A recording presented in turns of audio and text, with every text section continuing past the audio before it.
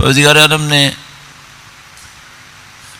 خلقت میں چونکہ انتہائی خاص نظم رکھا ہوا ہے، خدا متعال کی اوصاف میں سے، اسماء حسنہ میں سے حکمت اس کی ایک صفت ہے، اس کا عنوان حکیم ہے۔ خدا متعال کوئی کام بغیر حکمت کے انجام نہیں دیتا، اور خدا متعال کی پوری کائنات میں ایک نظم ہے، وہ نظم زمینی مخلوقات کے اندر بھی ہے، آسمانی مخلوقات کے اندر بھی ہے، پھر جو زمین و آسمان کی مخلوقات ہیں ان کے اندر بھی ہے، ان مخلوقات میں بھی ہے جو اس وقت دنیا کے اندر ہیں، ان مخلوقات میں جو اس دنیا سے پہلے خلق ہوئی ہیں، اس دنیا کے بعد تک باقی رہیں گی۔ پورا نظام مرتبط نظام ہے۔ ہم لوگ صرف مادی دنیا کے ربط کو دیکھ پاتے ہیں، مثلا کیسے سورج نکلتا ہے تو یہاں پر ایک فضا بنتی ہے، سورج تھوڑا دور ہو جاتا ہے تو ہمارے ہاں خزاں آتی ہے، سورج تھوڑا نزدیک آتا ہے تو ہمارے ہاں گرمی ہوتی ہے۔ ہم لوگ مادی جو بھی مخلوقات ہیں ان کے ربط کو کچھ دیکھ پائیں سائنس کے ذریعے سے، اسٹڈیز ہوتی ہیں، ریسرچ پیپرز لکھے جاتے ہیں، پی ایچ ڈیز کی جاتی ہیں، تو ہمیں تھوڑا بہت ان مادی مخلوقات کا نظم ربط پتہ چلنا شروع ہوا ہے۔ لیکن ذرا تصور کریں کہ یہ جو مادی مخلوقات ہیں یہ اللہ کی مخلوقات میں شمار ہونے کے قابل بھی نہیں ہے، یہ خدا کی مخلوقات میں پست حصہ ہے۔ دنیا کے لیے جو تعریفات ہمارے پاس موجود ہیں روایات کے اندر، فرماتے ہیں پوری اللہ کے نظام خلقت کے اندر کوئی درجہ، کوئی پیریڈ، کہیں کوئی سیکشن اس سے زیادہ پست نہیں ہے۔ اس کا نام اسی لیے دنیا ہے۔ دنیا کا جو ورڈ ایکسٹریکٹ کیا گیا ہے وہ دنی سے ایکسٹریکٹ کیا گیا ہے۔ اردو زبان میں بھی دنی کا لفظ استعمال کبھی کبھی ہوتا ہے شاعرانہ زبان کے اندر، دنی یعنی پست، دنیا سب سے پست۔ یہ جو ایگزسٹنس اور وجود کا مرحلہ ہے، یہ صحیح لفظ میرے خیال میں مرحلہ ہونا چاہیے، جو وجود کا یہ مرحلہ ہے یہ پسترین وجود ہے، پسترین مرحلہ ہے، مدت بھی کم ہے۔ ایک انسان کتنے سال زندگی گزارے گا؟ مثلا جو ہمارے پاس سب سے بڑا بیان موجود ہے لمبی مدت عمر گزارنے کا، وہ حضرت نوح علیہ السلام کے بارے میں ہے۔ طوفان سے پہلے 950 سال زندگی گزاری تھی، طوفان سے پہلے 950 سال، طوفان کے بعد کتنی گزاری نہیں معلوم۔ فرض کر لیجئے جتنی طوفان سے پہلے گزاری اتنی طوفان کے بعد بھی گزاری، تو یہ 1800-1900 سال زندگی بنتی ہے۔ اچھا، یہ خدا کے نظام خلقت میں 1800-1900 سال کیا ہوا؟ سولر سسٹم جس کے اندر ہم رہ رہے ہیں اس کو بنے ہوئے 5 ارب سال ہو گئے، جو بہت مدت زندگی گزار لی، 2000 سال گزار لی۔ اب تو ہم 60-65 سال کے لوگ ہیں۔ وہ بنی اسرائیل کے ایک ولی اللہ کا بیان بتاتے ہیں روایات کے اندر کہ اس نے سجدہ کیا تو وہ سالوں سجدے میں پڑا رہا۔ اب نہیں معلوم سجدے میں کیسے پڑے رہتے تھے، کھانا پینا کیا ہوتا تھا اللہ جانتا ہے، تو کہا سالوں سجدہ کرتا رہا۔ تو وہ کوئی اس کے پاس آیا اور اس نے کہا کہ تم اتنے سجدے کرتے ہو تو اس نے کتنی مدت تمہاری گزر گئی ہے؟ اور وہ اس طریقے سے تھا کہ اس نے کہیں خدا سے پوچھا تھا کہ میری زندگی کتنی باقی ہے، تو خدا نے مثلا اس کو اطلاع دے دی، بتا دیا 300 سال باقی ہیں۔ تو سجدے میں پڑا رہا، سجدے پر سجدے میں کئی سال گزار دیے۔ تو اس سے کسی نے پوچھا تم اتنا لمبا سجدہ کیوں کر رہے ہو؟ کہنے لگا 300 سال باقی ہیں، 300 سال باقی ہیں، اب بھی سجدہ نہیں کروں گا تو کب کروں گا؟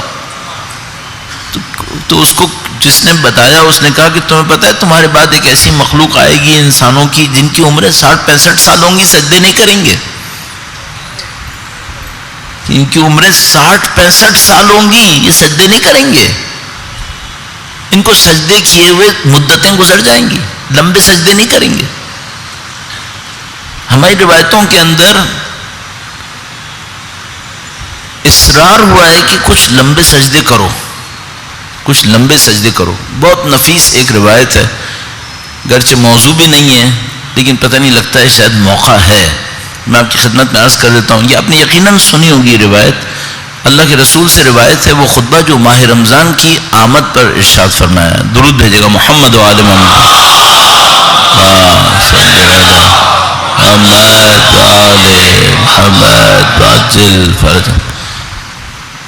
شاید ہم لوگ اپنی تعریف خود کریں اچھا نہیں ہے. ہم لوگ جن کو عربی آتی ہے تھوڑی بہت، ان کو یہ کلمات پڑھ کے بہت مزہ آتا ہے. جس کو عربی آتی ہو اس کو رسول اللہ اور مولا امیر المومنین کے جب کلمات اور قرآن کریم، اس کی عربی میں ایک عجیب لطف ہے، بہت اٹریکشن ہے. بعض کلمات تو ہم لوگوں کو سمجھ میں نہیں آتے، یعنی اس کی عربی کی گہرائی سمجھ میں نہیں آتی. بعض میرے خیال میں جب ذرا ہلکی پھلکی عربی ہوتی ہے تو وہ ہمیں سمجھ میں آتی ہے، تو اس کی گہرائی، اس کا لطف ایک عجیب لطف ہے. اردو میں ترجمہ کر کے وہ مزہ ہی نہیں آتا. تو مجھے سمجھ میں آتا ہے کہ جب ہم لوگ بولتے ہیں تو آپ لوگوں کو کیوں بعض اوقات مزہ نہیں آتا، چونکہ ہم اردو میں بول رہے ہوتے ہیں. عربی میں بولتے اور آپ سمجھتے ہوتے تو آپ کو بہت مزہ آتا پھر. تو مثلا اللہ کے رسول کا یہ خطبہ ہے، بہت لمبا خطبہ ہے روایت کے مقابلے میں، جو میں ابھی آپ کی خدمت میں عرض کروں گا. تو اس میں 2 جملے ارشاد فرمائے جو مجھے ابھی یاد آتے ہیں. فرمایا ان انفسکم مرہونۃ باعمالکم ففکوا انفسکم باستغفارکم. فرمایا تم لوگوں کے جو نفوس ہیں یہ پابند ہوئے ہیں، جکڑے ہوئے ہیں تمہارے اعمال کے اندر، تمہارے گناہوں کے اندر. تم نے کچھ گناہ کیے ہیں، تمہارے نفوس ان گناہوں میں جکڑے ہوئے ہیں. فَفُكُّوا أَنفُسَكُمْ بِاسْتِغْفَارِكُمْ، تم استغفار کر کے اپنے نفس کو آزادی دلاؤ. کیا بات ہے! فُكُّوا أَنفُسَكُمْ بِاسْتِغْفَارِكُمْ. تمہارے نفس جکڑے ہوئے ہیں، کیوں پرواز نہیں کرتے، کیوں علم نصیب نہیں ہوتا، جکڑے ہوئے ہیں. فُكُّوا أَنفُسَكُمْ باستغفارکم، اپنے استغفار کے ذریعے سے اپنے نفوس کو آزادی دلاؤ. وَظُهُورُكُمْ ثَقِيلَةٌ بِأَوْزَارِكُمْ، اور تمہاری کمر لدی ہوئی ہے گناہوں کے بوجھ سے. فَخَفِّفُوا عَنْهَا بِطُولِ سُجُودِكُمْ، تو اپنی اس بوجھ کو خفیف کر لو لمبے سجدے کر کے، لمبے سجدے کر کے. ماہ رمضان کی آمد سے پہلے ارشاد فرمایا فُكُّوا أَنفُسَكُمْ باستغفارکم، نفس کو آزادی دلاؤ استغفار کے ذریعے سے. وَخَفِّفُوا عَنْهَا بِطُولِ سُجُودِكُمْ، لمبے سجدے کر کے اپنے نفوس کو سبک کر لو، اس کے بھاری پن کو کم کرو. بھاری ہوتا ہے انسان سفر زیادہ طے نہیں کر سکتا، اور بوجھ بھی فضول کا بوجھ. ایک دفعہ بوجھ وہ ہوتا ہے جو زیادہ راہ ہوتا ہے تو وہ تو کام آتا ہے، اس کے ذریعے سے تو لمبا سفر کرتا ہے. لیکن بوجھ فضول کا بوجھ ہو، اس کے ذریعے سے کیا لمبا سفر کرے گا، راستے میں تھک جاتا ہے انسان، مر جاتا ہے. اور اس کے اوپر خوب نفیس اقوال موجود ہیں. تو اب یہ کیسے عمل میں آئے، تو ذرا سا اس کو بھی اگر ٹچ کر لیں. پہلا سجدہ کیا، اس میں خدا سے دعا کریں، خدا مجھے ایسا اچھا بنا دے کہ اب جو استغفار کروں تو وہ تو قبول کر لے. پہلا سجدہ کریں، کتنا اچھا میرا سجدہ کر دے کہ اب جو میں استغفار کروں نا تو قبول کر لے. پھر استغفار کرے، کیا سوچ کے استغفار کرے، جو میرے وجود کو جکڑ لگی ہوئی تھی وہ اس استغفار سے آزاد ہو جائے گی. اب یہ جو نفس آزادی حاصل کرے تو دوسرا سجدہ کرے اور اس کو لمبا کرے تاکہ میرا بوجھ بھی کم ہو جائے. بس استغفار بھی کر لے تاکہ آزادی ملے، اور سجدہ بھی لمبا کر لے تاکہ بوجھ تھوڑا سا کم ہو جائے انشاءاللہ. ایک دوسرے کے لیے دعا کریں گے تو خدا قبول کر لے گا. انسان اپنے لیے دعا کرے تو شاید قبول نہ ہو، ایک دوسرے کے لیے دعا کریں گے تو قبول کرتا ہے. اس کی بھی وجہ بیان فرمائی روایت کے اندر. تو انشاءاللہ پروردگار ہم سب کو اس استغفار اور اس لمبے سجدے کی سعادت نصیب فرمائے انشاءاللہ. قبولیت کے لیے درود بھیجیں محمد و آل محمد. اللہم صلی علی محمد و آل محمد وعجل. یہ لطافت ہے ان کے کلام کے اندر. اچھا، یہ جو کلام ہے چونکہ مرتبط ہے دوسرے مجلس کی ابتدا میں آپ کی خدمت میں عرض کیا تھا لو کان من عند اللہ لوجدوا فیہ اختلافا کثیرا، یا پہلی یا دوسری مجلس میں، کہ اگر اللہ کی طرف سے نہ ہوتا تو اختلاف بہت ہوتا، ٹکراؤ اس کے اندر بہت ہوتا. تو اس میں ٹکراؤ نہیں ہوتا، جب پورا نظام بیان کر دیتے ہیں کہیں ٹکراؤ نہیں ہوتا. تو مثال کے طور پر کبھی خلقت کو بیان کرتے ہیں، کبھی خلقت کے بعد میں مراحل کو بیان کرتے ہیں، کبھی ٹکراؤ نہیں ہوتا، ہمیں سمجھنے کی دیر ہوتی ہے. تو اس کو بہت تیزی سے گزارتے ہوئے آج تو یقیناً نہج البلاغہ سے ارشاد عرض کرنا ہے آپ کی خدمت میں مولا کے ارشادات کو. تو ہمیں جو سیکھنا ہوگا وہ پورا نظام کہیں تھوڑا سا سمجھ میں آ جائے. تو نظام میں کیا سمجھ میں آئے؟ نظام میں کچھ حقائق ہوتے ہیں جو ریالٹیز ہوتی ہیں، حقیقتیں بیان کی جاتی ہیں. مثلا فرشتے ہیں یا نہیں ہیں؟ ہیں. خدا ہے یا نہیں ہے؟ ہے. اس دنیا سے پہلے ہم لوگ جب اس دنیا میں آئے، اس سے پہلے بالآخر خدا تھا یا نہیں تھا؟ خدا تھا. خدا ازلی ابدی ہے. ہمارے آنے سے تھوڑی خدا نعوذ باللہ تعالیٰ ایجاد ہوا ہے، بلکہ ہم بھی تھے، ہم بھی اب دنیا میں آئے. ایسا نہیں کہ ہم دنیا میں آنے پر شروع ہوئے ہیں، پہلے بھی تھے، اب دنیا میں آئے. اب دنیا کے بعد جب دنیا ختم ہو جائے گی تو پھر باقی رہیں گے، آگے چلیں گے. تو ایک ہوتا ہے گروپ دین کے احکام کے اندر ریالٹیز، حقائق، جس کو ہم عقائد تعبیر کرتے ہیں. پھر ان عقائد کے اوپر، ان حقائق کے اوپر ہم کچھ اصولوں کو وضع کرتے ہیں، یہ ہونا چاہیے، یہ نہیں ہونا چاہیے، اصول، ضوابط. پھر ان کی بنیاد پر احکام بنائے جاتے ہیں، ان کی بنیاد پہ احکام بنائے جاتے ہیں. تو مثال کے طور پر ہم یہ دیکھتے ہیں کہ بھئی یہ دنیا ہے لیکن یہ دنیا فانی ہے. چونکہ دنیا فانی ہے تو اس سے ایک اصول نکالتے ہیں، وہ یہ کہ دنیا کے لیے زندگی گزارنا فضول ہے. چونکہ ہم تو فانی نہیں ہیں، ہم تو باقی رہیں گے. دنیا فانی ہے، یہ مٹ جائے گی. تو اب فانی دنیا کے لیے باقی کو تو زندگی برباد نہیں کرنی چاہیے. جس نے باقی رہنا ہے وہ تو آگے کی سوچے. یہ بالکل ایسے ہی ہے جیسے میں کتنی دیر سگنل پہ کھڑا رہوں گا، چند سیکنڈ رہنا ہے، 2 منٹ 3 منٹ رہنا ہے. تو سگنل پر کھڑے رہنے کے لیے کیا کیا پروگرام بناؤں، کتنے پروگرام بناؤں؟ 2 سیکنڈ 2 منٹ کی بات ہے، کتنے پروگرام بناؤ گے؟ اس کے بعد تو سفر لمبا ہے. مثلا کسی کو کہیں اور جانا ہے، سگنل پہ کتنی دیر رہے گا؟ یہ تھوڑی دیر 50-60 سال یہاں پر ہیں، پھر پہلے بھی زندگی تھی، بعد میں بھی زندگی ہے. تو اس کو درک کرنا پڑے گا ہمیں کہ بھئی ہماری حیثیت کچھ اور ہے. تو مثلا ایک حقیقت ہے دنیا فانی ہے، اس سے ایک اصول بنایا، وہی کہ فانی دنیا پہ کے اوپر مت مرو، فانی دنیا کے اوپر زندگی مت گزارو. زندگی تم ٹھیک ہے دنیا میں گزار رہے ہو، لیکن دنیا کے لیے زندگی مت گزارو، کہیں اور جاؤ. اسی سے ایک اور اصول نکلے گا، وہ یہ کہ مرنے سے ڈرنا ہے کیا؟ مرنے سے کیوں ڈرنا ہے؟ اس طرح مثلا مریں گے تو جسم دفن ہوں گے، تو جسم دفن ہوں گے، ہم تھوڑی دفن ہوں گے، ہم تو آگے جائیں گے. ہم تھوڑی دفن ہو کے نیچے بیٹھے رہیں گے، ہم آگے جائیں گے. مثلا کوئی مر گیا جسم جل کے، تو کیا خود جل گیا؟ وہ نہیں، جسم جلا ہے، وہ تھوڑی جلا ہے، وہ تو چلے گا آگے. اب یہ حقیقت سے اصول بنانا پڑے گا نا. ایک حقیقت ہے دنیا فانی ہے، اور روح فانی نہیں ہے، روح باقی ہے. تو جب جسم مرے گا اور دفن ہوگا تو کیا خود بھی دفن ہو جائے گا؟ نہیں، یہ بندہ دفن نہیں ہوگا، اس کا جسم دفن ہوگا. اس کا جسم دفن ہوگا، کچھ کا جسم سڑ جائے گا، کچھ کا نہیں سڑے گا. جس کا جسم سڑ جائے گا تو یہ بندہ پھر بھی نہیں سڑے گا، بندہ تو پھر بھی زندہ رہے گا. بندے نہیں سڑ رہے، بندے سب زندہ رہیں گے. جسم سڑ جائیں گے، بعض کے سڑ جائیں گے، بعض کے باقی رہیں گے. باقی لوگوں نے تو باقی رہنا ہے، زندگیاں تو باقی رہنی ہے. تو یہ اصول ہوا. اب اس کے اوپر ایک حکم آتا ہے، پھر یہ کرو اور یہ مت کرو. تو دین مبین کو سمجھنے کے لیے یہ تینوں حقیقتیں سمجھنی ہوں گی. حقائق کیا ہیں، اصول کیا ہیں، احکام کیا ہیں. اب جب بھی آپ مثال کے طور پر کوئی ٹیکسٹ پڑھیں، قرآن کریم، نہج البلاغہ، مثلا مولا کا کلام صحیفہ، آپ ہمیشہ یہ دیکھیں یہ بات کہاں پہ ہو رہی ہے، کس سلسلے میں بات ہو رہی ہے.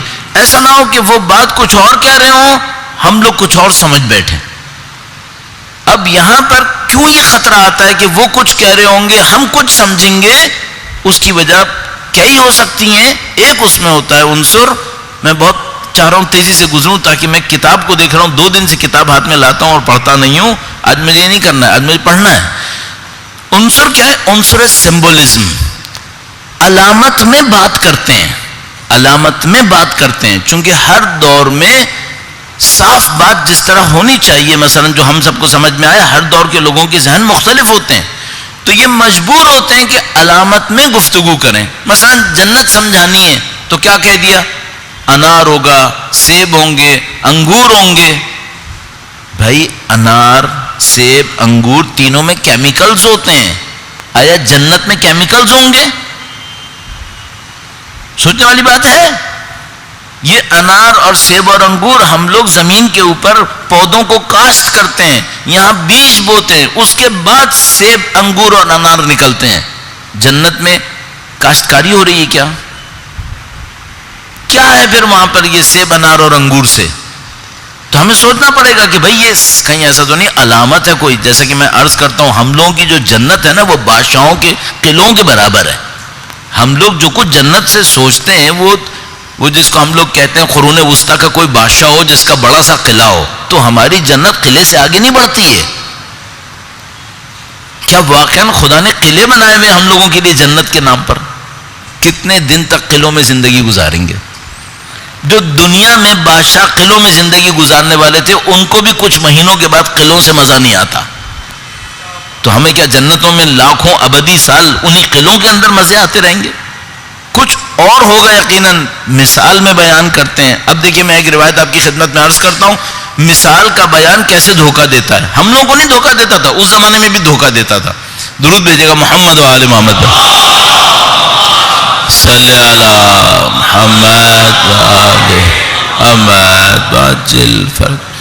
فرمایا مومن کے لیے چار چیزیں نعمتوں کو کامل کر دیتی ہیں. مومن کے لیے چار چیزیں نعمتوں کو کامل کر دیتی ہیں. اچھا، پہلی چیز بڑا گھر، دوسری چیز بڑی سواری، اچھی سواری، تیسری چیز مثال کے طور پر چراغ، لائٹ اس کے ہاں ہو. اور مثلا چوتھی چیز میں ذہن سے نکلتی ہے، درود بھیجے گا محمد و آل محمد. میں اس کو لکھ کے لے آیا تھا، غلطی سے بھول نہ جاؤں. محمد، ہاں لباس تھا. چوتھی چیز لباس کہ فرمایا کہ سواری، گھر، سواری، لباس اور چراغ، یہ مومن کی نعمتوں کو پورا کر دیتی ہیں.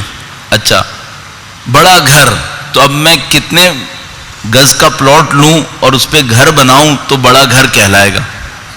اب مثلا پاکستان میں گھر چھوٹے ہوتے ہیں تو مثلا شاید 200-250 گز کا پلاٹ بھی بڑا کہلائے گا یہاں پہ شاید، کیونکہ کراچی میں ایوریج گھر جو ہیں وہ 120 گھر سے نیچے ہیں، گز سے نیچے ہیں. یہ عجیب بات ہے، کراچی میں ایوریج گھر 120 گز سے نیچے ہیں. تو مثلا میں نے 250 گز کا بنا لیا تو وہ بڑا ہو جائے گا، تو اس سے میرے ایمان پہ اچھا اثر پڑ جائے گا. مثلا سواری میں کون سی گاڑی خریدوں جس سے میں کہوں کہ مولا نے فرمایا کہ نعمتیں تمام؟ آپ کو خود سمجھ میں آ جائے گا نہیں بھائی یہ معاملہ وہ نہیں ہے، یہ کچھ اور ہے. اب وہاں جو بندہ خدا موجود تھا اس نے امام سے کہا مولا یہ چاروں تو میرے پاس نہیں ہے، میرا کیا ہوگا؟ اس نے فوراً کہا کہ مولا یہ چاروں میرے پاس نہیں ہے، میرا کیا ہوگا؟ امام نے فرمایا، پھر اب تمثیل ہے، امام نے فرمایا کہ مثلا بڑے گھر سے ہماری مراد صبر ہے. صبر ہونا چاہیے تمہارے پاس. تمہیں گھر میں بیٹھ کر کیا چاہیے تھا؟ سکون چاہیے تھا نا، صبر لے کر آؤ، یہ بڑا گھر ہے، اس سے سکون رہتا ہے. سواری اچھی ہونی چاہیے، فرمایا اچھی سواری عقل ہے، اچھی سواری عقل ہے، تمہارے راستے کو تیز کر دیتی ہے، تم خدا کی طرف تیزی سے بڑھتے ہو. اس کے بعد فرمایا اچھا لباس حیا اور عفت ہے، شرم و حیا، یہ اچھا لباس ہے. اس کے بعد فرمایا چراغ، فرمایا سب سے اچھا چراغ علم ہے، علم چراغ. اور میں نے خود سنا ہے کسی کی زبان سے کہ اس نے بڑا سا ایک گھر لیا ہے پاکستان سے باہر ایک جگہ پر، اور لوگوں کو بعد میں سنا ہے کہ مولا نے کہا تھا کہ ایمان کی نشانی بڑا گھر ہوتا ہے. میں نے خود سنا. کیا ہے، ہم لوگ چونکہ ان کے سمبلزم کو نہیں سمجھ پاتے، ان کے علامتی بیان کو نہیں سمجھ پاتے، تو پھر ہم ایسی باتیں کرتے ہیں. پھر سب سے پہلے ہمیں دیکھنا پڑے گا، آپ خود تصور کریں، اگر بڑا گھر مومن کے لیے نعمتوں کو پورا کرتا تو سیدہ کا گھر چھوٹا کیوں تھا؟ ان سے بڑھ کر اہل نعمت کوئی ہے دنیا کے اندر؟ یہ کیسی باتیں کر رہے، کیسے ہو سکتا ہے یہ؟ مثلا خود رسول خدا بعض اوقات خچر پہ سواری کر لیتے تھے، گھوڑا بھی نہیں ملتا تھا تو خچر پہ سواری کر لیتے تھے. انہوں نے کیوں نہیں اپنے لیے اچھے اچھے گھوڑے انتخاب کیے؟ کبھی رسول خدا نے اپنے لیے اچھے اچھے گھوڑے نہیں خریدے کہ مثلا 5-6 گھوڑے خریدتے، نہیں کیا. گھر کتنا تھا ان کا؟ چھوٹا سا گھر تھا ان کا. تو یہ تو اب اگر آپ کو اور مجھے وہ اصول نہیں پتا کہ دنیا فانی ہے، فانی دنیا کی کوئی چیز نعمتوں کے تمام ہونے کا سبب نہیں بن سکتی. بڑا گھر، اگر بڑا گھر ہی مراد ہو، بڑی سواری مراد ہو، بڑا اچھا لباس مراد ہو، چراغ لائٹ کا مطلب دے، تو یہ تو چاروں چیزیں دنیا کی ہو گئی ہیں. جب دنیا فانی ہے تو فانی دنیا کی فانی نعمتیں باقی رہنے والے انسان کی نعمتوں کو کامل کیسے کر سکتی ہیں؟ اس نے تو باقی رہنا ہے. تو ہمیں خود بخود سمجھ میں آ جائے گا کہ نہیں، ہم نے اصول سمجھنے میں غلطی کی ہے. اگر اصول سمجھ میں آ جاتا تو ہم کبھی اس غلط فہمی میں مبتلا نہ ہوتے. تو یہ متون کو سمجھنے میں، ٹیکسٹ کو سمجھنے میں یہ بہت پیچیدگی ہے کہ جب تک اصول صحیح پتہ نہ ہو ہم غلطی سے دوچار ہو سکتے ہیں. اب اصول کے بعد ایک دفعہ تو یہ اصول پتہ ہونے چاہیے جس کی وجہ سے آپ غلطی نہ کریں، اور جو علامتی زبان ہے، علامتی زبان کو، علامت کو پک کرنے کی کوشش کریں کہ وہ علامتی زبان ہم سے کیا ڈیمانڈ کر رہا ہے. اب اس کے بعد ایک اور مرحلہ ہے، ایک اور مشکل ہے متن سمجھنے میں، جو میں آپ کی خدمت میں عرض کروں گا. درود بھیجے گا محمد و آل محمد. محمد و آل محمد وعجل فرج. کل آپ کی خدمت میں تھوڑا سا ایک جسے کہتے ہیں کہ ایک مثال کا بیان دیا کہ کیسے ہم رابطوں کو سمجھتے ہیں، رابطوں کو ہم کیسے سمجھتے ہیں. تو کل آپ کی خدمت میں شاید عرض ہوا تھا کہ مثلا خدا متعال نے کہا نماز قائم کرو، پھر کہا نماز بے حیائی برائی سے روکتی ہے، پھر کہیں پہ کہا یہ جو نماز ہے یہ میرے ذکر کے لیے ہے، پھر کہیں پہ فرمایا ذکر کرنے سے تم دشمن کے سامنے جیت جاؤ گے. اور سب کا رابطہ ہمیں بتاتا ہے کہ اگر کوئی اچھی نماز پڑھے گا تو وہ دشمن کے مقابلے میں فتح حاصل کر سکے گا. اب ہمیں یہ بھی دیکھنا ہوگا دشمن کے مقابلے میں فتح کا مطلب کیا ہوتا ہے، جو شاید میں نے آپ کی خدمت میں عرض کیا ہوگا کہ جب ہم کہتے ہیں قرآن کریم فرماتا ہے عزیز، عزیز کا مطلب کیا ہے؟ عزیز کسے کہتے ہیں؟ آیا عزیز کا مطلب یہ ہے کہ سب لوگ کھڑے ہو کے اس کے سامنے سر جھکاتے ہیں، یہ عزیز ہے؟ نہیں، یہ تو لوگ ایک دوسرے کو احترام دیتے ہیں تو ہو جاتا ہے عزیز. عزیز کون ہوتا ہے؟ عزیز وہ ہوتا ہے جس کے ارادے کو کوئی شکست نہیں دے سکتا. مولا سید سجاد عزیز ہے. اللہم صلی علی محمد وآل محمد. ساتھی ساتھ دے یا نہ دے ان کے ارادے کو کوئی شکست نہیں دے سکتا. یہ ہو گئی عزت. اچھا، ہم لوگ عزت کسے سمجھتے ہیں؟ جس کے نام کا ڈنکا بج رہا ہو، اور وہ ممکن ہے کہ اتنا کمزور ہو کہ لاکھ روپے کے اوپر بک جائے، ممکن ہے اتنا کمزور ہو کہ 4 لوگوں کی تعریف پہ بک جائے. یہ کہاں کا عزیز ہے؟ اس میں تو ہر چیز پینیٹریٹ کر رہی ہے، اس میں کون سی عزت ہے؟ اگر عزیز ہونے کا مطلب مشہور لیں گے تو پھر تو یہی مصیبت آئے گی، پھر ہمیں سمجھ میں ہی نہیں آئے گا. پھر تو صحیح کہو تو پھر بعض اوقات خدا بھی عزیز نہیں ہے پھر تو، نعوذ باللہ تعالیٰ، چونکہ بعض اوقات خدا کے بھی مخالفین موجود ہوتے ہیں. عزیز ہونے کا مطلب یہ ہوتا ہے کہ کوئی اس کے ارادے کو شکست نہیں دے سکتا ہے، کوئی کچھ بھی کر لے اس کے ارادے کو شکست نہیں دے سکتا. سید الشہداء عزیز ہیں، ان کی اولاد طاہرہ عزیز ہے، اہل بیت اطہار عصمت و طہارت کا خاندان یہ عزیز ہے، کوئی ان کے ارادے کو شکست نہیں دے سکتا تھا. تو مفہوم صحیح سمجھنا پڑے گا، اصول صحیح پتہ چلیں گے تو مفہوم صحیح سمجھ میں آئے گا. وہ مفہوم صحیح سمجھ میں آ جائے تو پھر رابطے سمجھ میں آتے ہیں، رابطے سمجھ میں آتے ہیں. کہاں اقیم الصلاۃ سے شروع کریں، ذکر خدا تک پہنچ جائیں، ذکر سے شروع کریں، دشمن کے مقابلے میں جیتنے تک پہنچ جائیں. یہ آپ کو رابطے سمجھ میں آئیں گے. البتہ اس کے اندر ایک بہت بڑا خطرہ ہے جو میں نے پہلے بھی عرض کیا، وہ یہ کہ کوئی تفسیر بے رائے شروع نہ کر دے. جہاں دیکھا لفظ وہی ہے اس نے کہا بس یہ وہی ہو گیا. نہیں، ایسے نہیں ہو سکتا. اس کو قانون کے اندر رہنا ہوتا ہے، اس کا اصول ہوتے ہیں، ضابطے ہوتے ہیں، اس کے بعد کہیں بات سمجھ میں آتی ہے. تو اب رابطوں کے لیے، رابطوں کو سمجھنے کی اہمیت کیا ہے، اس کو میں چند منٹ میں آپ کی خدمت میں عرض کر کے مولا کا ایک فرمان عرض کروں گا. درود بھیجے گا محمد و آل محمد. صلی علی محمد و آل محمد وعجل.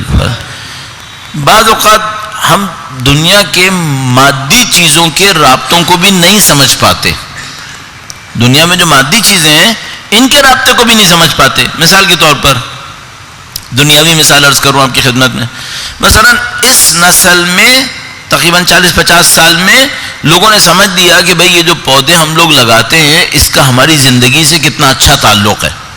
تو جناب وہ جو کل پرسوں بات ہوئی انوائرمنٹل اسٹڈیز ہوتی ہیں کہ بھئی یہ پودے یہ آکسیجن دے رہے ہیں، یہ مثلا کاربن ڈائی آکسائڈ گیس لے رہے ہیں، اور یہ ہمارے انوائرمنٹ کے اوپر ان کا اتنا اچھا اثر ہے. صحیح ہے. اچھا یہ جو رابطہ ہے پودے اور ہمارا ماحول ہماری زندگی، یہ رابطہ ہمیں پہلے پتا تھا کیا؟ نہیں، پہلے نہیں پتا تھا. 100 سال پہلے انوائرمنٹل اسٹڈیز کے اوپر کوئی ڈپارٹمنٹ نہیں تھا دنیا میں، کسی کو شاید اس کے بارے میں خبر بھی نہیں تھی. صحیح. یہ رابطہ ہمیں ابھی ابھی پتا چلا ہے. اچھا یہ گارنٹیڈ ہے کہ مادی دنیا کے سارے رابطے پتا چل گئے ہمیں؟ نہیں. اگر جس دن یہ ہو گیا تو اس دن ساری سائنسز بند ہو جائیں گی کہ بھئی سارے رابطے پتا چل گئے، اب کیا ریسرچ کریں گے؟ تو سب کو معلوم ہے کہ جو کچھ پتا ہے، یہ سب عقل مند یہی کہتے ہیں کہ بھائی یہ جو ہمیں پتا ہے یہ دنیا میں سمندر کے پانی میں ایک قطرہ، یوں یہ ہمیں پتا ہے. باقی سب سمندر پڑا ہے جو ہمیں کچھ نہیں پتا. اصل ہمیں یہ بھی نہیں پتا سمندر میں ہے کیا. حقیقت یہ ہے کہ سمندر ان ایکسپلورڈ ہے، بالکل نہیں پتا انسانوں کو سمندر کے اندر کیا ہے. اجمالاً پتہ ہے تھوڑی بہت چیزیں، لیکن اکثریت نہیں پتا. تو یہ تو دنیا کے رابطے ہیں مادی دنیا کے جو ہمیں کچھ پتہ ہے اور زیادہ تر نہیں پتا. اچھا مانوی رابطے پتہ ہیں کیا؟ مانوی رابطے پتہ ہیں کیا؟ مثلا مانوی رابطے کسے کہتے ہیں؟ شکر خدا اور زندگی میں سکون، دونوں غیر مادی ہو گئی نا. شکر خدا کروں غیر مادی، سکون ملے گا غیر مادی. یہ رابطے پتہ ہیں ہمیں؟ نہیں. اچھا مادی رابطوں میں تو شاید کبھی MIT بتا دے گی، کبھی ییل ہارورڈ بتا دے گی، چونکہ وہ میٹیریل کے اوپر ریسرچ کرتے رہیں گے. غیر مادی کون بتائے گا؟ یونیورسٹیز بتا دیں گی ہمیں؟ نہیں بتائیں گی. یہ وہ جگہ ہے جہاں پر خدا اور اس کی حجت آ کر کہتی ہے ہم تمہیں نہ بتائیں نا تمہارے پاس کوئی راستہ نہیں ہے سمجھنے کا، ہم تمہیں بتائیں گے. یہ مثلا وہ آئے اور انہوں نے ہمیں بتایا کہ دیکھو صلہ رحم کرو گے نا تمہاری عمر بھی بڑھ جائے گی. اچھا یہ ہمیں کہاں سے پتا چلتا ہے صلہ رحم کرنے سے عمر بڑھتی ہے؟ یہ انہوں نے ہمیں بتایا. تو بہت بڑی ایک سائنس کھل گئی ہماری آنکھوں کے سامنے. وہ کون سی سائنس ہے؟ رابطوں کا پتہ چلنا. رابطے کیسے نکالے جاتے ہیں. اور یہ جو رابطے ہیں یہ مادی رابطے نہیں ہیں. مادی رابطے بعض اوقات اثر نہیں کرتے. مانوی رابطے چونکہ تعلق فطرت سے ہوتا ہے ہمیشہ اثر کرتے ہیں. ان میں ایکسیپشن نہیں ہوتا، یہ ہمیشہ اثر کرتے ہیں. اب میں ایک دو اقوال پڑھتا ہوں رابطوں کو بیان کرنے پر آپ کی خدمت میں. درود بھیجے گا محمد و آل محمد.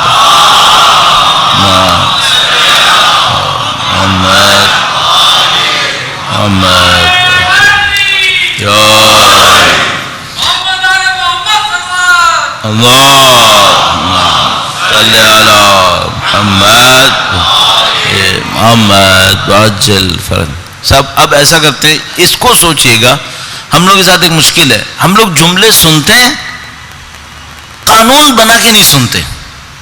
تبرکن سن لیتے ہیں، ثواب کے لیے سن لیتے ہیں، قانون بنا کے نہیں سنتے. کاش ہمیں یہ اندازہ ہو کہ وہ بتا رہے ہیں جو اصدق الصادقین ہیں. وہ بتا رہے ہیں ان کے بیان میں نہ مبالغہ ہے نہ شاعری ہے، سب حق ہے، حق کے سوا کچھ نہیں ہے. صرف ایک بات دیکھنی انہوں نے کہا یا نہیں کہا. اگر ثابت ہو گیا کہ کہا تو پھر حق ہے، اس کے سوا کچھ نہیں ہے. ہو سکتا ہے کہ اس کے سوا بھی کچھ اور ہو، نہیں. علم کامل ہے، خدا کی طرف سے سپورٹڈ ہے، خدا نے صحیح ہونے کی گواہی دی ہوئی ہے. اس کا مطلب ہے اس کے سوا کچھ نہیں ہوگا، یہی ہوگا. صحیح ہے. اگر یہ اتنا یقین آ گیا نا، اب ایک ایک جملہ قیمتی ہے، ایک ایک جملہ قیمتی ہے. کیوں؟ اس کا تعلق میری زندگی سے، اس کا تعلق میری موت سے، اس کا تعلق میرے حال سے ہے، اسی کا تعلق میرے مستقبل سے. اب مثال کے طور پر میں ایک بات پوچھنا چاہوں گا. میں دنیا میں زندگی گزاروں گا 50-60 سال. اس میں کچھ لوگوں سے میری بنے گی، کچھ لوگوں سے نہیں بنے گی. معلوم ہے پہلے سے.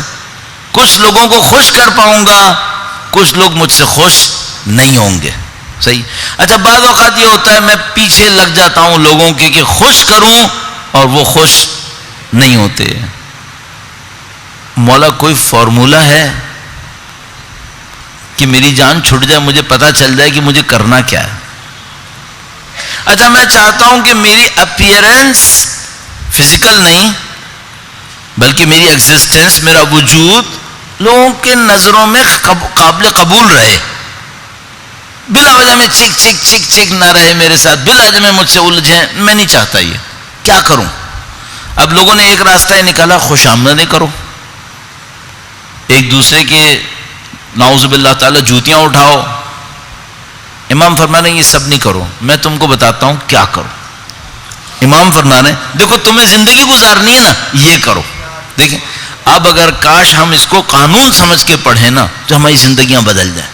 اور میں آپ کی خدمت میں ایک بات عرض کروں. اب دیکھیے میں آپ کے سامنے کس عمر میں آ چکا ہوں، مجھے بار بار یاد دلانا پڑتا ہے. 34 سال ہو گئے طالب علم بنے ہوئے، 34 ایئرس تقریباً. صحیح ہے. میں آپ کو گارنٹی سے کہہ رہا ہوں اگر کوئی زندگی میں 15-20 روایتوں پر بھی عمل کر لے، روایتیں کتنی ہیں ہمارے پاس؟ لاکھوں. 15-20 منتخب روایتوں پر کوئی عمل کر رہے، میں آپ کی خدمت میں عرض کروں گا دنیا اور آخرت کی سعادت شاید اس کو بھی کنفرم مل جائے گی. 15-20 زیادہ نہیں چاہیے. اگر کوئی 100-200 پہ کر گیا نہیں معلوم وہ تو کیا ہو جائے گا. اور اگر کوئی ان لوگوں کے نقشے پر اپنے آپ کو ڈھال گیا پھر تو نہیں معلوم کیا ہوگا. ہم جیسوں کے لیے 15-20 روایتوں پر عمل کرنا کافی ہے. بس نصیب ہو جائے کسی طریقے سے کہ 15-20 پر ہی کر لیں. ایسا نہ ہو کہ ہم نیوٹن، آئنسٹائن، لنکن اور جارڈن فنا فنا سنتے رہیں اور جو سننا تھا وہی نہ سنیں. یہ نہ ہو جائے کہیں. اب یہ دیکھیے امام نے زندگی گزارنے کا کیا طریقہ فرمایا. فرمایا من اصلح سریرتہ اصلح اللہ علانیتہ. اب دیکھیے ایک مشکل، میں آپ کی خدمت میں 50 منٹ عرائض پیش کروں. ممکن نہیں ہے کہ 2 منٹ کوئی ایسی بات کہہ دوں اور ریکارڈ ہو جائے، ساری زندگی ان 2 باتوں پہ میرا ریکارڈ لگے گا. بولنے والوں کے ساتھ ایسا ہوتا ہے یا نہیں ہوتا ہے؟ بہت ہوتا ہے. 30 سال صحیح بولا ہے، ایک دن کوئی پتہ نہیں کہاں سے شیطان علیہ اللعن وہ آیا اس کے دماغ میں، ایسی ایک بات کہہ گئی ساری زندگی منہ چھپانا پڑ رہا ہے. صحیح ہے. ظاہر خراب ہو گیا. اچھا اب میں چاہتا ہوں ظاہر خراب نہ ہو. بھائی اپنی زبان پہ کہاں سے گرفت لاؤں جو زندگی میں سینکڑوں گھنٹے بولوں اور ظاہر خراب نہ ہو؟ امام فرمانے تم کہیں اور محنت کرو. کیا کرو؟ فرمایا جو اپنے اندر کو پاکیزہ کر لے خدا اس کے باہر کو پاکیزہ کر دے گا. من اصلح سریرتہ، سریر کہتے ہیں راز کو. ویسے تو بیڈ کو بھی سریر کہتے ہیں، بستر کو بھی سریر کہتے ہیں. سریر اندر کے راز کو کہتے ہیں. یوم تبلی السرائر، وہ دن جب راز کھل جائیں گے. اندر چھپی ہوئی چیز کو کہتے ہیں سر، اردو میں بھی استعمال کرتے ہیں سر یعنی راز، اسرار اس کی جمع. فرمایا جو اپنے سریرے کو صحیح کر لے، اندر چھپے ہوئے کو صحیح کر لے، خدا اس کے علانیہ جو اس کا سامنے ظاہر ہو رہا ہے خدا اس کو سنبھال دے گا. اچھا ہم لوگ کس پہ محنت کر رہے ہوتے ہیں؟ ظاہر پہ. اس لیے ناکام ہوتے ہیں. ہم لوگ غلط محنت کر رہے ہیں. اب کیوں ہم غلط محنت کر رہے ہیں؟ ہمیں یہ سمجھ میں نہیں آیا کہ اصلی رابطہ کہاں پر ہے. ہم سمجھ رہے ہیں ظاہر کا رابطہ ظاہر سے ہے. امام فرما رہے نہیں، ظاہر کا رابطہ باطن سے ہے. ادھر محنت کم کرو، اندر محنت زیادہ کرو، اندر صحیح کرو. ہم یہ سمجھ رہے تھے اندر کو گندا رکھ کے اوپر کو صاف کیا جا سکتا ہے. امام فرما رہے نہیں، اگر اندر گندا ہوا تو اوپر گندا ہو جائے گا. اندر کو صحیح کرو. اب یہ رابطہ بتا دیا نا. اب اس کا مطلب کیا ہے؟ اس کا مطلب یہ کہ میں گھر کے اندر بیٹھا ہوں اور الٹی سیدھی حرکتیں کر رہا ہوں اور سوچ رہا ہوں سوسائٹی میں لوگ مجھے متقی کہیں گے. چونکہ میں ظاہر میں تقویٰ دکھاؤں گا، یہ ڈرامہ زیادہ عرصے نہیں چلے گا، لوگوں کو پتہ چل جائے گا۔ تم کو متقی بننا ہے نا، اندر سے بنو، باہر سے بعد میں بن۔ باہر سے تم پرواہ نہیں کرو، باہر سے خدا سنبھال لے گا، وہ تمہارا کام بھی نہیں ہے۔ وہ اگر میں پرواہ کروں تو ریاکاری ہوتی ہے، پھر وہ تقویٰ ہے ہی نہیں اصلاً۔ خدا امام فرما رہا ہے اندر کی پرواہ کرو۔ من اصلح سریرتہ، جس نے اپنے باطن کو صحیح کیا، اصلح اللہ علانیتہ، خدا اس کے ظاہر کو صحیح کرے گا۔ اب ذرا تصور کریں، ہم لوگ اتنا بھاگ دوڑ، یہ وہ، مثلا میں اپنے اوپر رکھ کے عرض کروں، مثلا میں سوچوں میں مجلس میں پڑھوں گا، شہرت ملے گی، پیسہ ملے گا، یہ ہو جائے گا، وہ ہو جائے گا، لوگ آگے پیچھے۔ یہ دنیا کے لیے یا دین کے لیے؟ یہ تو دنیا کے لیے۔ یہ تو دنیا ہو گئی نا، شہرت دنیا، طاقت دنیا، دولت دنیا، یہ سب دنیا ہو گئی۔ گھر بناؤں گا، عالیشان گھر بناؤں گا، لوگ دیکھیں گے کہیں گے واہ واہ کیا گھر بنایا۔ دنیا کے لیے یا دین کے لیے؟ یہ بھی دنیا کے لیے۔ اچھا میں دنیا کے لیے کام کرتا رہوں، مسئلہ حل ہو جائے گا؟ اب امام کیا فرما رہے ہیں؟ تم کو دنیا چاہیے نا، امام فرما رہے ہیں میں تم کو بتاتا ہوں کہاں کام کرو۔ من عمل لدینہ کفاہ اللہ امر دنیا، جو اپنے دین کے لیے کام کرے خدا اس کے دنیا کے کاموں کو کفایت کرے گا۔ خدا کہہ رہے تم دین کے لیے کام کرو، تمہارے دنیا کے کاموں کو میں سنبھالوں گا۔ اینن، مولا امیر المومنین نے ارشاد فرمایا، اینن یہی چیز ختم مرتبت کی روایت کے اندر موجود، فرمایا علیکم بالآخرہ، تم آخرت کی پرواہ کرو، دنیا حقیر ہو کر تمہارے پاس آئے گی۔ اچھا دنیا حقیر ہو کے کیوں آئے گی؟ چونکہ خدا اس کو حقیر کر کے تمہارے سامنے بھیجے گا، چونکہ خدا نے کہا تھا میں تمہاری دنیا کے کاموں کو سنبھالوں گا۔ اگر خدا میری دنیا کے کام کو سنبھالے گا تو دنیا پیچھے جا سکتی ہے کیا؟ سنبھالنے والا خدا ہے، دنیا کے اندر مجال کہاں کہ وہ کہے خدا سے کہ میں نہیں آتی، کہ میں کہاں جاؤں گی؟ لیکن شرط کیا تھی؟ میں دین کے لیے کام کروں۔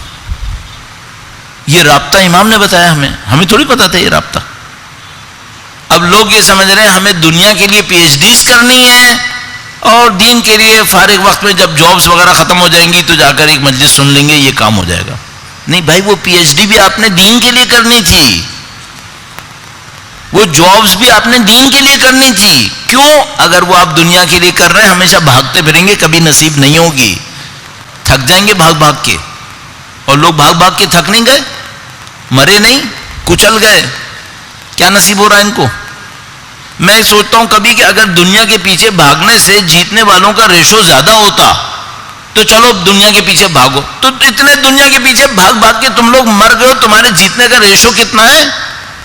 5%، 4%، باقی سب کیا ہے؟ باقی سب ذلیل و خوار ہو رہے ہیں دنیا کے اندر۔ جب اتنی ذلت آ ہی رہی ہے تو کم سے کم دوسری طرف کا بھی تجربہ کر لو، جس کو اصدق الصادقین کا نمائندہ کہہ رہا ہے۔ وہ فرمایا تم اپنے دین کی پرواہ کرو، دنیا کو خدا سنبھال لے گا، تم کہاں جاتے ہو؟ من اصلح سریرتہ، جو اپنے باطن کی پرواہ اس کو اصلاح کرے خدا اس کے ظاہر کی اصلاح کر دے گا۔ جو اپنے دین کے لیے عمل کرے کفاہ اللہ امر دنیا، خدا اس کے دنیا کے کاموں کو سنبھال لے گا۔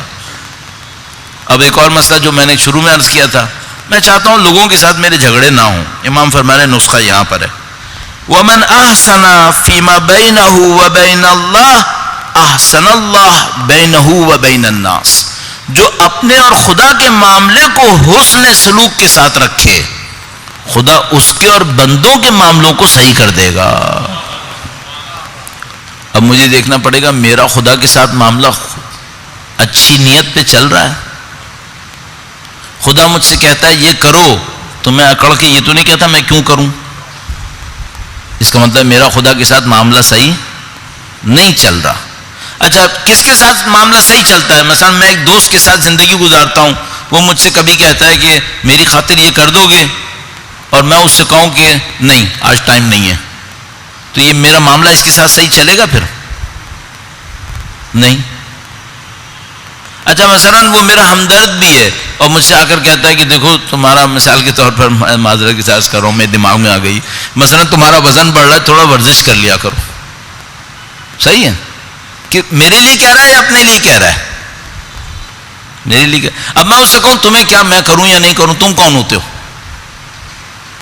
تو وہ کیا کہے گا؟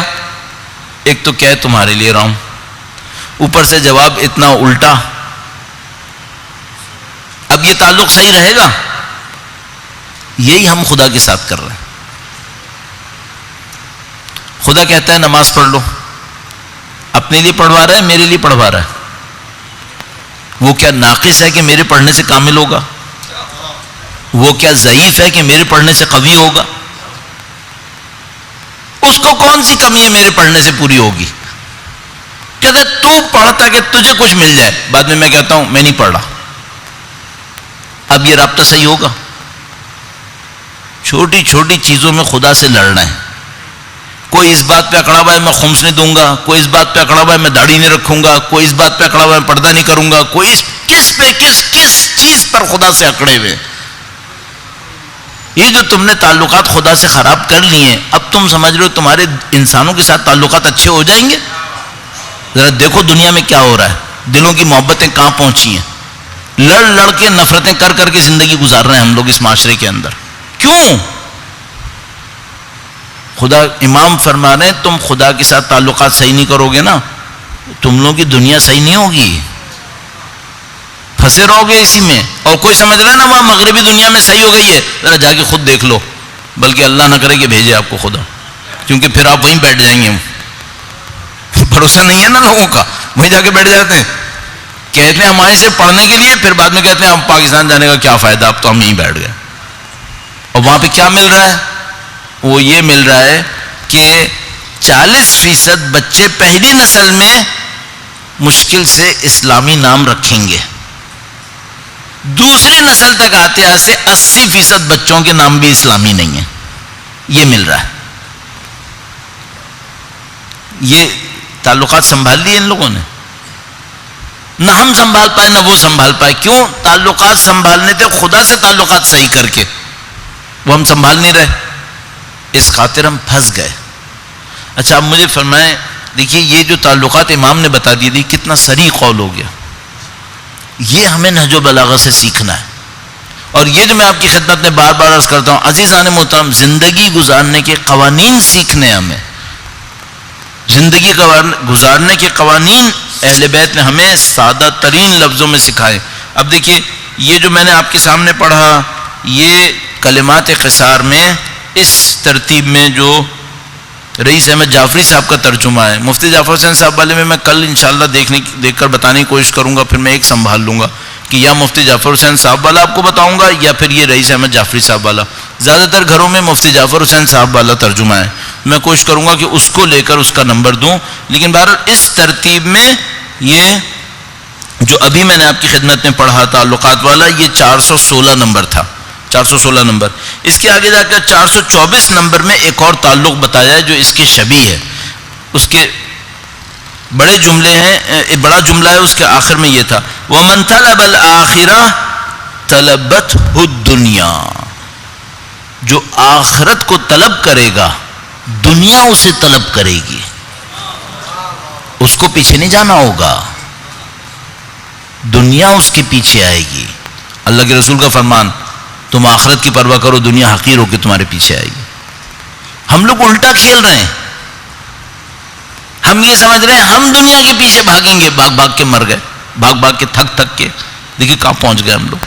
فرمایا وَمَنْ طَلَبَ الْآخِرَةَ طَلَبَتْهُ الدُّنْيَا. البتہ طلب آخرت کا مطلب یہ نہیں ہے کہ میں محنت نہیں کروں گا، میں بزنس نہیں کروں گا، میں ٹیکنالوجی نہیں سیکھوں گا، پی ایچ ڈیز نہیں کروں گا. نہیں، سب کام کریں گے آپ، لیکن دنیا کے لیے نہیں کریں گے، آخرت کے لیے کریں گے سارے کام. بزنس آپ بھی کریں گے، اللہ کے رسول نے بھی تجارت کی ہے، سارے کام کیے ہیں، علم حاصل کیا ہے، علم دیا ہے لوگوں کو، جنگ کی ہے، کاروبار کیا ہے، معاشرت کی ہے، سب کام کیے ہیں، لیکن کس کے لیے کیے ہیں؟ آخرت کے لیے. وَمَنْ طَلَبَ الْآخِرَةَ طَلَبَتْهُ الدُّنْيَا حَتَّى يَسْتَوْفِي رِزْقَهُ مِنْهَا. دنیا اس کے پیچھے آئے گی یہاں تک کہ اس کا پورا رزق اس تک پہنچا دے گی. ہم لوگ یہ سمجھ رہے ہیں میں جب تک دنیا کے پیچھے نہیں بھاگوں گا نا، مجھے میرا نصیب کا رزق نہیں ملے گا. الٹا سمجھ رہے ہیں. اچھا یہ الٹا ہم نے کیوں سمجھا ہے؟ چونکہ اصول میں غلطی کر دی ہے. اصول میں کیا غلطی کی ہے؟ ہم نے سمجھا ہم دنیا کے لیے بنے ہیں. میں نے آپ خدمت میں عرض کیا تھا نا 3 درجے ہوتے ہیں، حقائق ہوتے ہیں، اصول ہوتے ہیں، احکام ہوتے ہیں. ہم نے اصولی ایک غلطی کی ہے، اصولی غلطی کر دی. اصولی غلطی کیا ہے؟ ہم نے سمجھا ہم دنیا کے لیے بنے. بھائی ہم دنیا کے لیے نہیں بنے ہیں، ہم آخرت کے لیے بنے ہیں. دنیا میں بھیجے گئے ہیں تھوڑی دیر کے لیے، اس سے زیادہ یہاں کچھ نہیں ہے. یہاں 50-60 سال سے زیادہ نہیں ہے سب کا سب، اور جو کچھ ہے وہ آپ کو سب کو پتا ہے. سب کون ہے جس نے نہیں مرنا ہے؟ یہاں پہ کس نے نہیں مرنا ہے؟ ہم سب کو معلوم ہے کہ بھئی ہم یہاں کے لیے نہیں بنے ہیں. اور کاش ہم کو اس کا یقین آ جائے کہ ہم یہاں کے لیے نہیں بنے ہیں. اگر ہم لوگ تھوڑی سی محنت کریں تو خدا وہ یقین دے دے گا. تھوڑی سی ہم لوگ محنت کر لیں تو خدا کے 10 طریقے ہیں جس سے ہمیں یہ یقین دے گا کہ ہم دنیا کے لیے نہیں بنے. ایک طریقہ یہ ہے، ایک طریقہ یہ ہے، پڑھیں اس کو، رابطوں کو ڈھونڈیں. امام کیا ارشاد فرما رہا ہے؟ اور قانون کی حد میں پڑھیں، ثواب کے لیے نہیں پڑھیں، صرف قانون کی حد میں پڑھیں. جیسے میں نے ابھی آپ کی خدمت میں چند جملات عرض کیے. اب مجھے ایک جملہ اور امام کا عرض کرنا ہے. یہ جملات انتہائی نفیس ہیں، ہر جملہ ہی نفیس ہے. اس میں ایک پیچیدگی ہے جو میں کل آپ کی خدمت میں عرض کروں گا، لیکن یہ میری طرف سے آپ کے لیے ایک اسائنمنٹ ہونا چاہیے.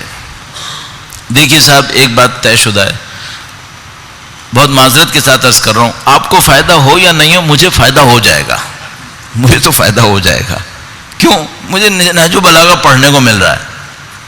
میری زندگی کے، پھر یہ مجھے یاد ہے پچھلی دفعہ جب میں نے پڑھا تھا تو وہ میری زندگی کے اچھے دن بن گئے تھے، اور مجھے بڑا مزہ آیا تھا کہ یار میں نے زندگی میں چند دن نہج البلاغہ کے ساتھ گزارے. تو میں تو انجوائے کر رہا ہوں، مجھے تو بڑا مزہ آ رہا ہے. لیکن میں چاہ رہا ہوں یہ مزہ آپ کو بھی ملے.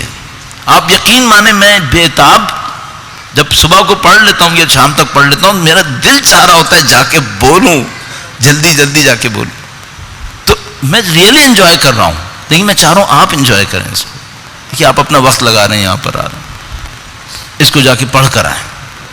یہ جو میں نے آپ کی خدمت میں بیعت کیا 416 نمبر، 424 نمبر، اب 425 نمبر سے پڑھ رہا ہوں. انتہائی نفیس ہے، بڑا خوبصورت جملات. اور کل میں آپ کی خدمت میں انشاءاللہ پروردگار عالم نے زندگی دی عرض کرنے کی کوشش کروں گا. درود بھیجے گا محمد و آل محمد. صلی اللہ محمد و آل محمد واجل فرج.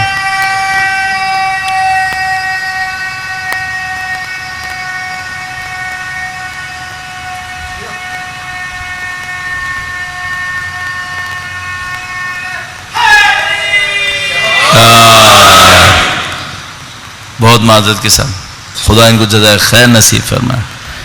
جتنا سانس روک کر طاقت لگائی نعرہ لگانے میں، اتنا نہج البلاغہ کو سمجھنے میں لگا دو، اس کا بہت ثواب ملے گا. اللہم صلی علی محمد و آل محمد وعجل. بہت اچھا کام ہے. ہمیں امام کا نام بلند رکھنا ہے، بلند رکھنا ہے، چیخ کر یا عمل کر کے.